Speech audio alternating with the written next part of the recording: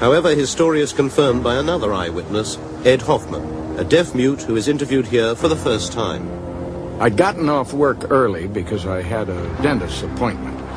I was traveling down the freeway here, and I remembered that President Kennedy was coming to visit Dallas.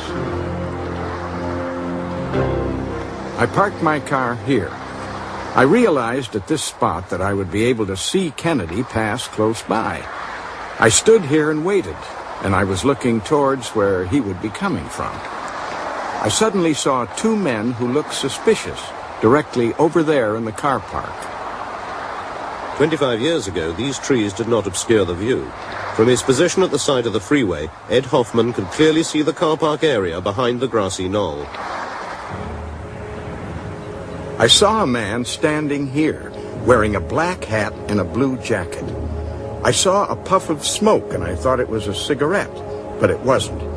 He had a gun, and he walked towards the railroad. He tossed the gun to the second man. Then he turned and straightened his jacket, adjusted his hat, and walked casually away.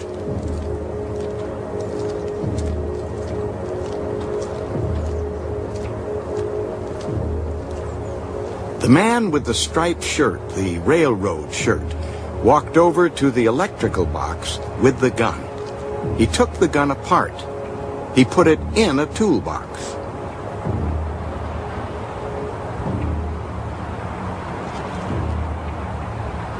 He then walked slowly away in the direction of the railroad track. When the motorcade passed by below me here, I realized that Kennedy had been shot. I was horrified. I saw a policeman standing on the railroad bridge, and I tried to get his attention, but he didn't see me. So I got in my car and drove to the area where I had seen the two men. But there were so many people there, and I couldn't find them. I went to the FBI to tell them what I had seen. They didn't want me to say anything. They offered me money to keep quiet. They didn't understand that it was more important for me to tell them what I'd seen.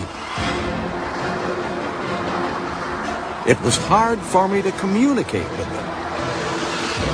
I do feel that the two men I saw were working together, and that the one with the gun behind the fence was the man who shot President Kennedy. Look at the situation. The FBI started in the investigation right away, and they had all these reports, over 50 reports from eyewitnesses saying at least one of the shots came from that area. And here, all of a sudden, they've got a photograph that shows the precise area within a sixth of a second of when the president's head explodes. Someone, somewhere in the FBI must have wondered, perhaps the gunman is in this picture. And I think they knew the evening of the assassination that there was a second gunman up on the grassy knoll. The medical evidence as it exists now does not indicate a shot from the front.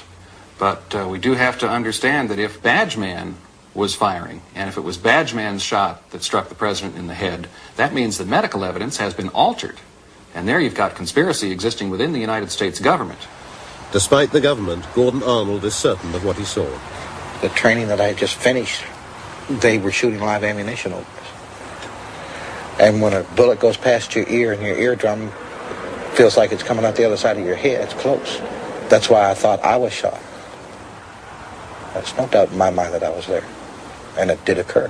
Further verification of Gordon's presence on the knoll comes from a surprising source, Senator Yarborough. During that shooting, my eye was attracted to the right. I saw a movement, and I saw a man just jump about 10 feet like at the old-time flying tackle in football and land against the wall. I thought to myself, there's an infantryman who's either been shot at in combat or he's been trained thoroughly. The minute you hear firing, get under cover. This colorized version of the Badgeman picture was shown to Gordon Arnold for the first time. He has always believed there was no proof of his presence on the knoll that day. Looks like a soldier in summer uniform with an overseas cap on. It looks like it would have been my uniform. And it looks like there's a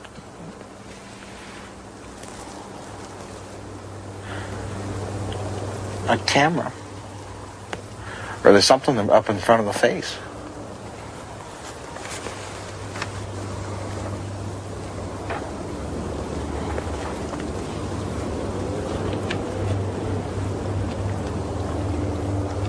It looks like a white spot. If it's a flash, it would be like off of a muzzle flash. This looks like a police officer because that would be the badge. That would be the arm emblem. Would this fella back here be the railroad man I asked you about this morning? Because when I was walking to the site, and I had never told anybody that I had, when we were out there filming, it reminded me that there was a railroad worker just standing out there by the railroad tracks. But it looks like somebody's taking a picture. Yeah, I couldn't figure out why would I be standing crooked until I flipped that up, and if that's a muzzle blast or flash, then whoever's standing there would have been a fool to stand up straight. He'd been trying to get away from harm's way is what it boils down to. And that could very well be me.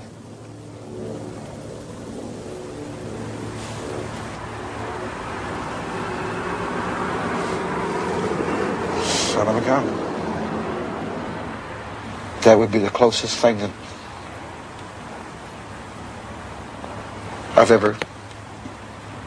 To be honest with you, the picture bothers me because if this is a true thing of what has occurred,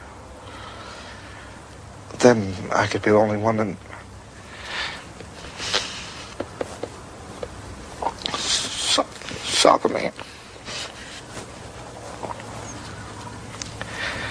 They killed the president. And to be honest with you, if I'd have known this,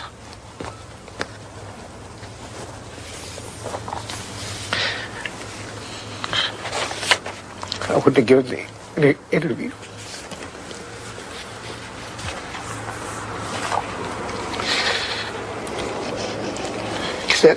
That it's too close to home right now. If the figure is real, then that means the witnesses were correct, and the researchers who have spoken of conspiracy for 25 years now were also correct. It means the Warren Commission was wrong. There was a conspiracy.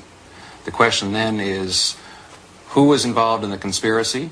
And alongside with that is, was Lee Harvey Oswald involved in the conspiracy?